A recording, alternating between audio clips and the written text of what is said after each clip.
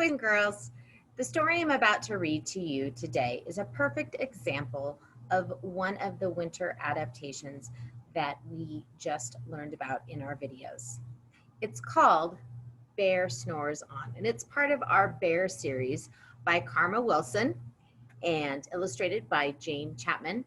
The story is a continuation of past stories about Bear and all of his friends.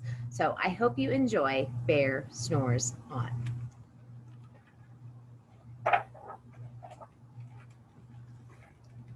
In a cave in the woods, in his deep, dark lair, through the long, cold winter, sleeps a great brown bear. And there he is, boys and girls, in his lair. What's another word for lair?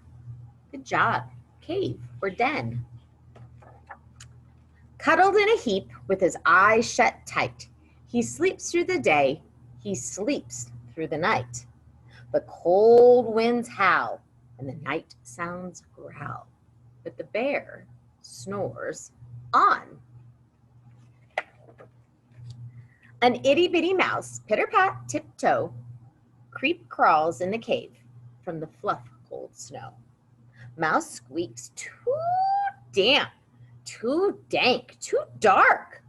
So he lights wee twigs with a small, hot spark. Do you know what wee means, boys and girls, when it's spelled W-E-E? I said wee sticks. Good job. Tiny, small, little. The coals pip-pop and the wind doesn't stop, but the bear snores on. Two glowing eyes sneak peek in the den. Mouse cries, "Who's there?" And Hare hops in. "Ho, Mouse," says Hare, "long time no see." So they pop white corn and they brew black tea.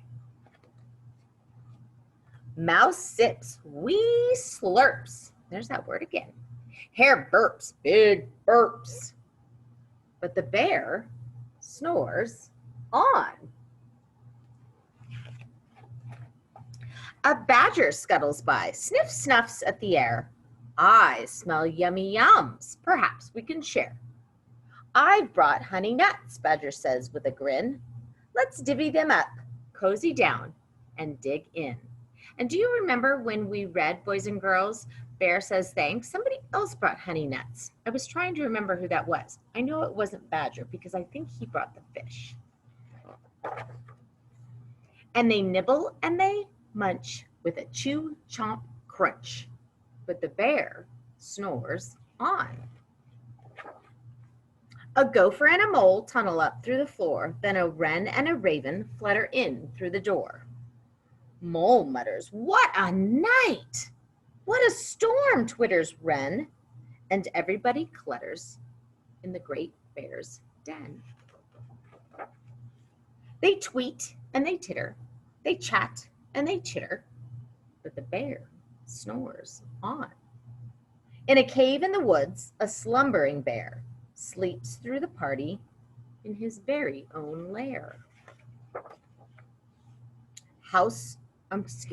Hare stokes the fire, mouse seasons stew, then a small pepper fleck makes the bear achoo! He blows and he sneezes, and the whole crowd freezes. And the bear wakes up. Bear gnarls and he snarls. Bear roars and he rumbles. Bear jumps and he stomps. Bear growls and he grumbles. "You've snuck in my lair and you've all had fun. But me, I was sleeping and I've had none." He whimpers and he moans and he wails and he groans. And the bear blubbers on. What does blubber mean, boys and girls?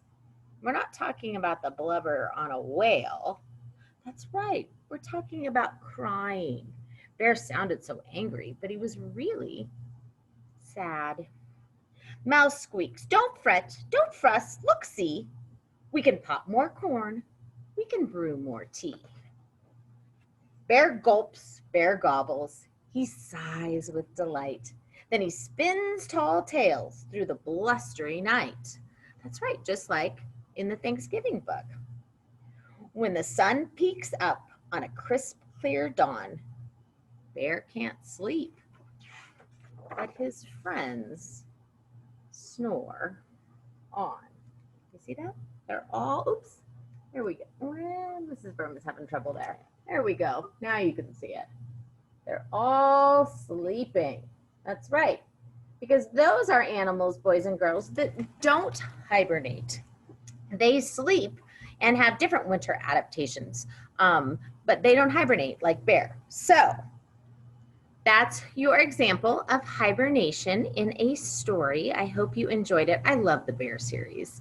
I love the characters and the rhyming and always the messages in these books. So I hope you enjoyed it, and I look forward to seeing you soon. Have a great rest of your day, boys and girls. Thanks.